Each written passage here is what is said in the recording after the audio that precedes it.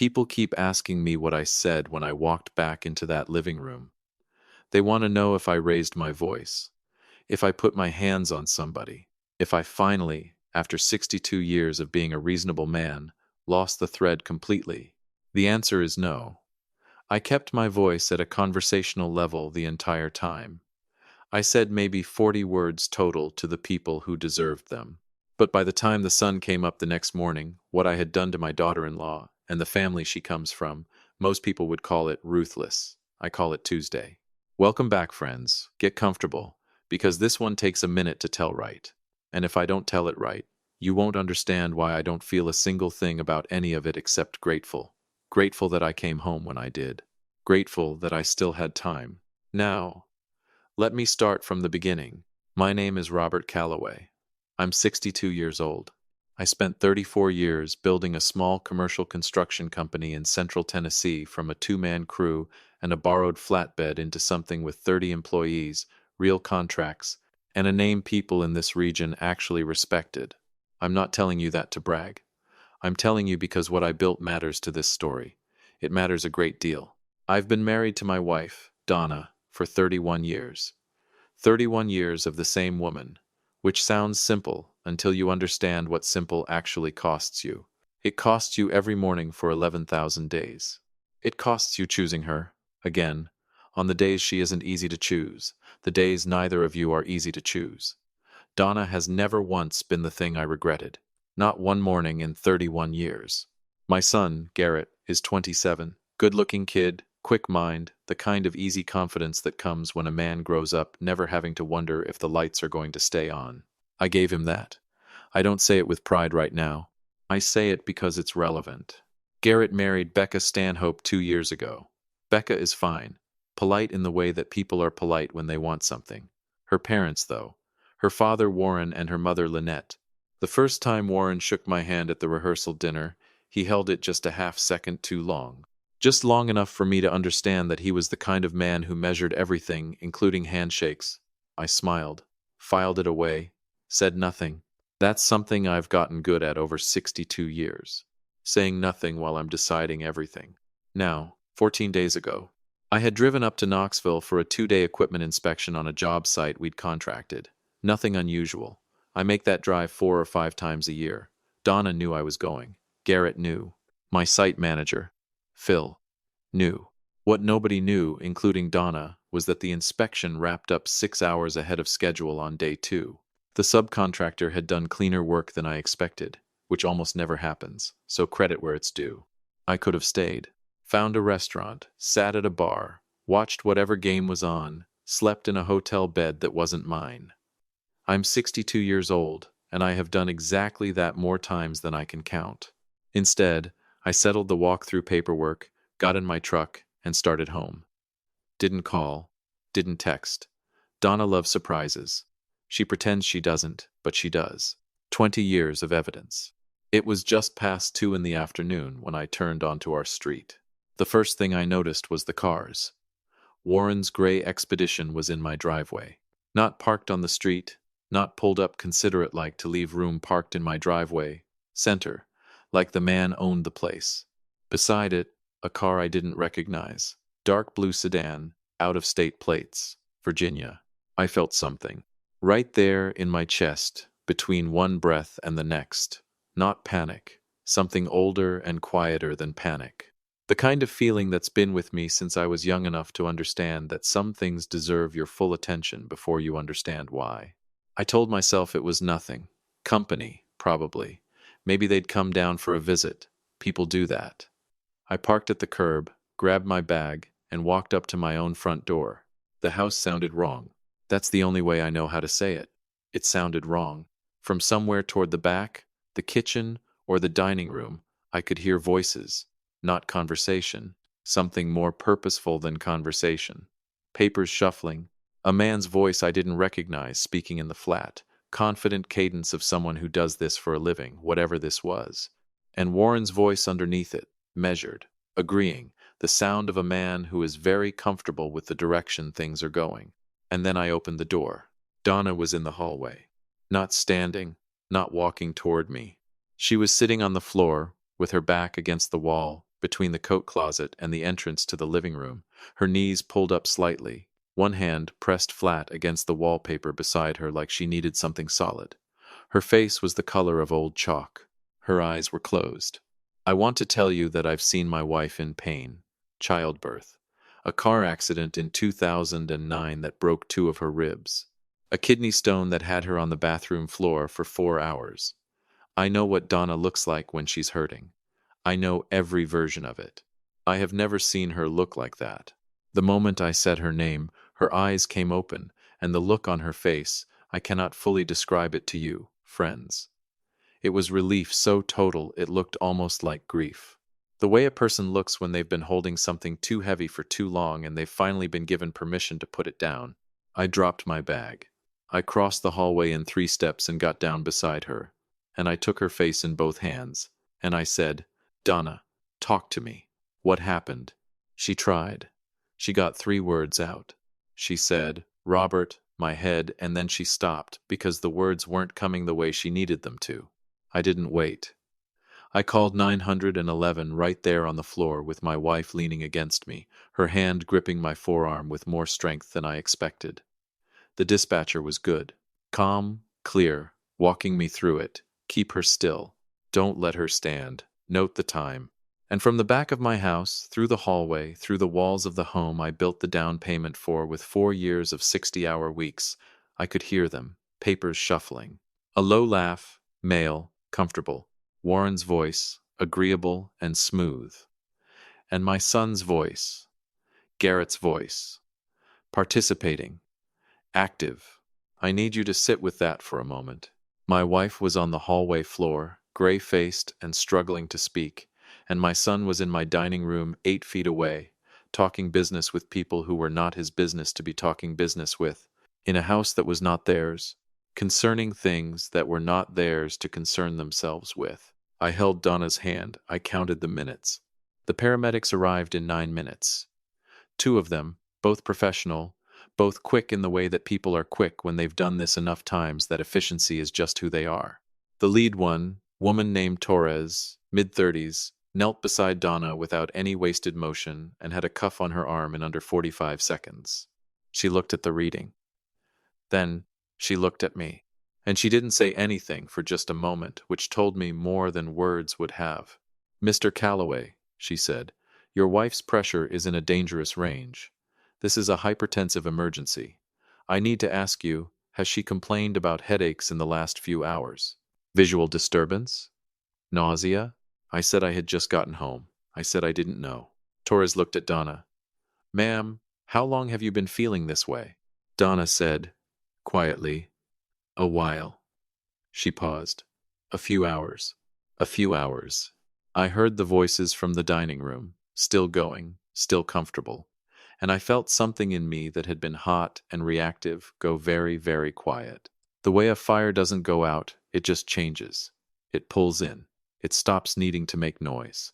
I held Donna's hand until Torres and her partner had her stable and starting to come back to herself. Her color improved slowly. Her grip on my arm loosened slightly, which Torres told me was actually a good sign. I watched every second of it. I didn't move, didn't look away, didn't go to the dining room, because my wife needed one thing in that moment, and it was me. But I was listening, and I was thinking, and by the time Torres told me Donna was going to be okay, was going to need medication adjusted and rest and no stress, I had already made most of the decisions I would spend the night carrying out. Those of you who've been with me for a while, do me one favor right now. Subscribe if you haven't.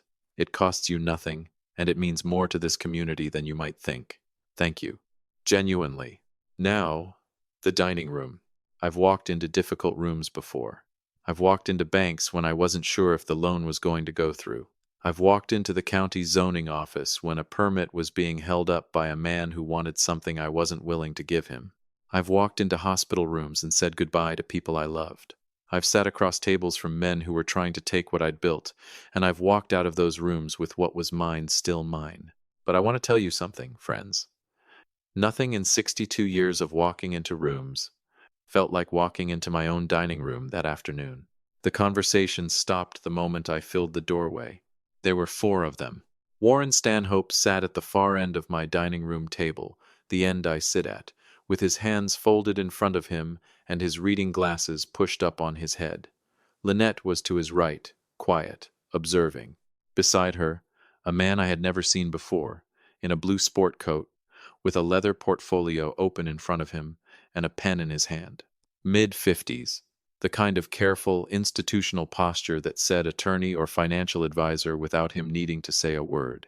And Garrett, my son, sitting at the side of the table with papers in front of him, leaning slightly forward, and in his hand, in his actual hand, was a pen.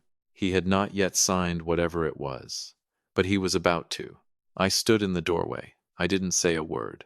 62 years have taught me that silence, real silence, the kind where you don't fidget and you don't look away and you make no effort whatsoever to fill the space, is the most unsettling thing a calm man can produce.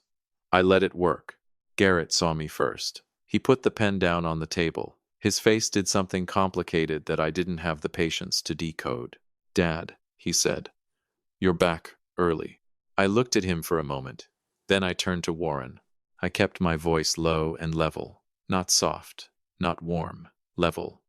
The way a carpenter's tool is level not because it's flexible, but because it's true. "Warren," I said, "I'd like you to take your wife and your attorney and whatever is in that portfolio and leave my house." Warren blinked. He did the thing men like him always do, the slight shift in the chair, the gathering of composure, the reaching for measured reasonableness as a social weapon. "Robert," he said, "I think if you'll just let us walk you through what we're proposing here." "I'm not going to do that," I said. "It's actually a very favorable structure for—" "Warren," he stopped. "You came to my house while I was out of town. You sat down at my table with an attorney I've never met, with paperwork I've never seen, and you were about to have my son sign something you knew I would not have approved. You've been in my home for—" I looked at Garrett. "How long?" Garrett said, quietly. "About 2 hours." 2 hours, I said. I looked back at Warren. "My wife has been on the floor of my hallway for part of those 2 hours. The paramedics are with her right now. I'd like you to leave." Lynette stood first. She grabbed her purse with both hands and didn't look at Warren, which told me she'd known this moment was coming from the second they heard the front door open. The attorney closed his portfolio. Quietly, quickly. Warren took longer. He stood the way men stand when they want you to know the standing was their idea. He buttoned the middle button of his jacket. He looked at me with the expression of a man recalibrating, figuring out what version of this conversation still benefits him. "We can revisit this," he said. "No," I said pleasantly. "We can't." They walked through the hallway on their way to the front door. They passed Torres and her partner. They passed Donna, on the stretcher now, with an IV line in and her eyes closed and her face finally getting some color back. Lynette stopped walking. Her hand went to her mouth. Warren looked at Donna for a long moment, and I watched his face, and I watched the calculation in it, the very visible weighing of what this looks like and what it means for what he's trying to accomplish. Not grief, calculation. They left. The front door closed behind them, and then it was just me and Garrett. He was still at the table. He hadn't moved since I walked in. He looked like a man who was hoping that if he stayed very still, the moment might pass. I've seen that look before. I saw it when he was 9 years old and I found a dent in the garage door he'd been trying to figure out how not to tell me about.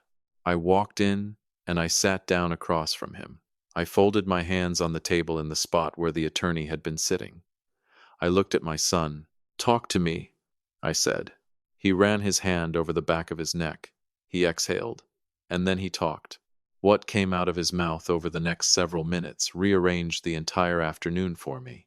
I need you to stay with this part, friends, because this is where the story becomes something other than what it looked like on the surface. Garrett told me that Warren had been working on this for almost 2 months. That Becca's father had found out, through channels Garrett was vague about, that I had been in quiet conversations with a commercial developer out of Nashville about a partnership arrangement involving 3 parcels of land I own on the edge of our county. Land I've held for 11 years. Land that has been sitting at the intersection of 2 state routes that everybody in this region, including Warren Stanhope apparently, now understood was about to become a great deal more valuable than it had been when I bought it. Warren had put together what he was calling a family restructuring proposal. The documents in the portfolio would have established a family LLC in which Garrett held a managing interest, an interest that Warren's attorney had structured such that the Stanhope family, through Becca, would have effective influence over decisions regarding those parcels. Without my knowledge, without my consent, while I was 200 miles away and my wife was standing in the kitchen of my house trying to tell them this was not going to happen, because that's the part that came next. Donna had heard them. She'd come into the dining room to ask if anyone wanted coffee, had heard enough of what was being discussed to understand what it was, and had told Warren, directly, that the land wasn't Garrett's to make decisions about, that I hadn't agreed to any partnership arrangement involving outside parties, and that they were out of line. Warren had talked over her.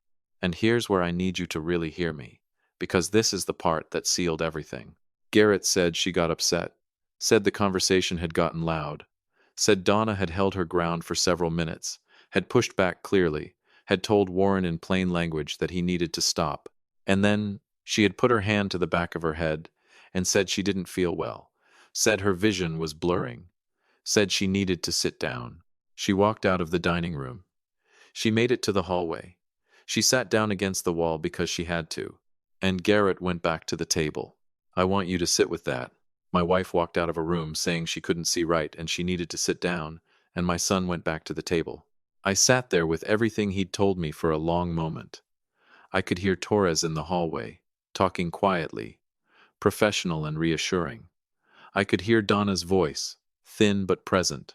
I could hear my house ticking the way old houses tick in the afternoon. Then I said, Garrett, your mother told you she couldn't see clearly. He said nothing. She has been managing blood pressure with medication for 4 years. You know that. You have known that. He looked at the table. A paramedic who has never met your mother in his life, who was here for 11 minutes, told me that her numbers were in a dangerous range. A stranger, and you were 8 feet away. I stopped, because I felt something I hadn't expected to feel in that moment, which was sadness, not rage, sadness. The particular kind that only comes when you've raised someone and loved them and shown up for them, and you realize that somewhere along the way something you thought was built didn't get built, or got quietly taken apart by people you should have looked at harder, sooner. I stood up. I said the last thing I was going to say to my son that evening. I don't know what the last 2 years have cost you, Garrett, but they've cost you something I didn't know you were spending. I walked out of the dining room and back to my wife. Now, I need you to understand something about me before I walk you through the rest of this. I am not a man who acts in anger. I don't make decisions with hot blood. I have built everything I have by being slow and deliberate, and by never doing something I would need to undo. Every single thing I did that night had already been decided in that dining room while Garrett was still talking and my face was perfectly still. By the time I sat down at my desk at 11 that night, I wasn't angry. I was decided. Donna was asleep in our bedroom. Torres had given me clear instructions. Quiet, rest, no stress, medication adjusted, follow up with her cardiologist in the morning. I had sat on the edge of the bed with her hand in mine until her breathing steadied and her face went soft the way it goes when she's finally actually asleep, not just resting, and I watched her for a long time. I thought about 31 years. I thought about the woman who worked a double shift at the hospital on a Tuesday night 29 years ago so that we could make payroll for 2 employees I wasn't sure we could keep. I thought about her on that hallway floor. And then I stopped thinking and I started working. The first thing I did was call my attorney, not in the morning. That night, at 11:15, because he's been my attorney for 19 years and he has told me more than once that when I need him I should call. I left a message that was less than 30 seconds long. I need the land parcels on Route 9 restructured into a protected trust by end of week. Nothing comes near them without my signature. Call me in the morning. Then the business contacts. Over the past 2 years, with genuine pride, I had made introductions for Garrett, opened doors, called men I had known for decades, and put my name behind my son. That kind of currency is not free. It takes a lifetime to build and it spends in a moment. I spent the late hours of that night taking mine back. I called 5 men. I was honest without being grandiose. I told each of them that Garrett would no longer be moving with my name behind him, that any professional courtesy they'd extended on my behalf could be considered concluded, and that I was sorry for the late hour. Every single one of them said some version of the same thing. "Robert, you sure you're all right?" Every one of them respected the call without a single follow-up question. That's what you get when you've spent 34 years being a man whose word means something. Then the finances. Garrett had been an authorized user on my business account for 3 years. The card was gone before midnight. The monthly deposit I had been making into his personal account, quietly, without announcement or condition, since he and Becca got their apartment. That came from the same instinct that makes a man leave a light on for somebody. It was canceled at 12:41 in the morning. Not suspended, not reduced, closed out permanently. I co-signed their lease.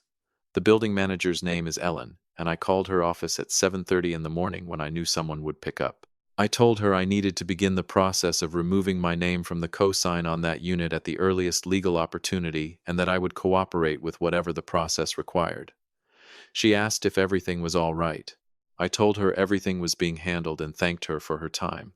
I made myself coffee at 5 in the morning and stood at the kitchen window and watched the sky come up. I thought about Warren Stanhope sitting in a hotel somewhere, or driving back to Virginia, or sitting at his own kitchen table running numbers on what comes next. I thought about the portfolio his attorney had closed. I thought about the 11 years I'd spent holding those parcels through 3 downturns and 1 bad flood season, waiting for the right moment, and how close I had come to having that decision made for me by a man whose handshake I never trusted. Those parcels would be in a trust by Friday. Warren Stanhope would not get within legal distance of anything I had ever built. Not in this life. Garrett came to the house at 9:30 the next morning. I watched from the upstairs window. He drove his own car, which meant Becca wasn't with him, which was probably the right choice. He came up the walk with his shoulders set the way men set their shoulders when they are preparing to say something difficult and they're not sure it will land. He reached for his key. He tried it. He looked at the door for a moment, the way you look at something familiar that has stopped making sense, and then he knocked. I let him knock twice. He called from his cell.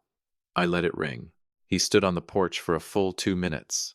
Then he walked to the neighbor's house, the Millers across the street, and I saw Sandra Miller hand him her phone with the careful expression of a woman who understands she's in the middle of something she doesn't have the full picture of. My phone rang. Sandra's number on the screen. I picked up. There was silence for a moment.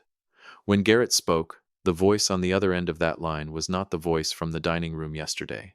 That voice had been defensive, explanatory, reaching for justification. This voice was something else. Something younger.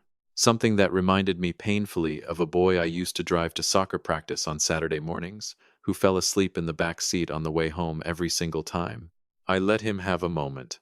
Then I said, "Garrett, you sat in that dining room. You had your mother's history in your head.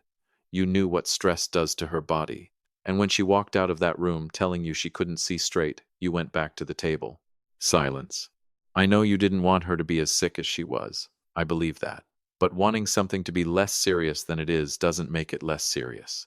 And that's not a lesson I can teach you by keeping everything the same. He said, very quietly, "For how long, Dad?" And I said, "Until the answer to that question comes from you, and not from me." I hung up. I walked back to our bedroom. Donna was sitting up against the headboard with the morning light across her, a cup of tea on the nightstand that she'd made herself, which meant she was feeling steadier, which was the best thing I'd seen in 36 hours.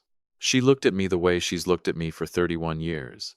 That look she has that means she already knows most of what happened, and she's giving me the space to say the rest of it. "Is everything handled?" she asked. I sat beside her. I took both her hands in mine, and I looked at her the way you look at someone when you came close to not having them and you need the fact of them to be real for a moment. "Everything," I said, "is handled." She leaned her head against my shoulder. Outside, somewhere across the street, my son was on a borrowed phone with a key that no longer worked and a credit line that had gone cold overnight. Inside, Donna's breathing was even and slow, and I could feel the warmth of her hand in mine. Some people are going to hear this and tell me I went too far.